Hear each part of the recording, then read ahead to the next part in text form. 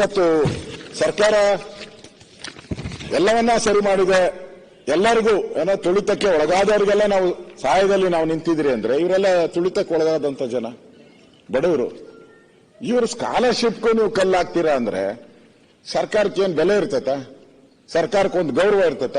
ಹಿಂದೆ ಸರ್ಕಾರ ಕೊಟ್ಟಿದೆ, ಅದನ್ನ ತೆಗೆದುಹಾಕಿದ್ರೆ, ಕಡಿಮೆ ಮಾಡಿದ್ದಾರೆ. ಯಾಕೆ ಅನ್ನೋ ಪ್ರಶ್ನೆಯನ್ನು ಕೂಡ ಇವತ್ತು ನಮ್ಮ ಕಣ್ಮುಂದೆ ಇದೆ ಅಧ್ಯಕ್ಷರೇ.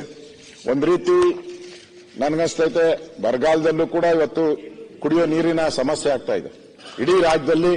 ಅದು ವಿಶೇಷವಾಗಿ ಹೈದರಾಬಾದ್ ಕರ್ನಾಟಕದಲ್ಲೂ ಕೂಡ ಹೇಳಿದ್ರು ಅನುದಾನ ಕೂಡ ಬಿಡುಗಡೆ ಮಾಡೋದ್ರಲ್ಲಿ ಅನುದಾನದ ಕೊರತೆನೂ ಕೂಡ ಮಾಡ್ತಾರೆ. ಸ್ಕಾಲರ್ಶಿಪ್ ಬಗ್ಗೆ ಹೇಳಿದ್ರಲ್ಲ, ಒಂದೇ ಮಾತು ಹೇಳ್ಬಿಡ್ತೀವಿ. ಏನಪ್ಪ ಸ್ಕಾಲರ್ಶಿಪ್ ಬಗ್ಗೆ?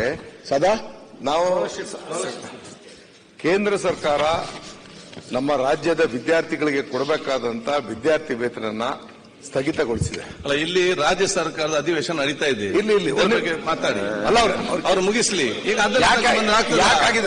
ಒಂದ್ ನಿಮಿಷ ಅಧ್ಯಕ್ಷ ತಪ್ಪು ಮಾಹಿತಿ ಹೋಗ್ಬಾರ್ದು. ನೀವು ಡಿಬೇಟ್ ಆದ್ರೆ ಸ್ವಲ್ಪ ಅಲ್ಲ ವಿಷಯ ತಿಳ್ಕೊಳ್ಳಿ ಒಂಚೂರು. ಗೊತ್ತಾಯ್ತು. All of A sudden central burden state ಮೇಲೆ ಬಿದ್ದಿದೆ.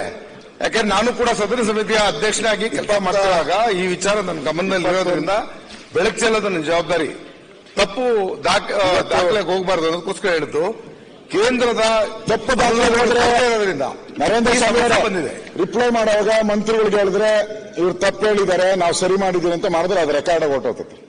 ಆಯ್ತು, ನಿಮಗೂ ಬೇಗ ಮಂತ್ರಿ ಪದವಿ ಸಿಗಲಿ ಅಂತ ನಾವು ಶುಭಾಶಯ ಕೊಡ್ತೀವಿ.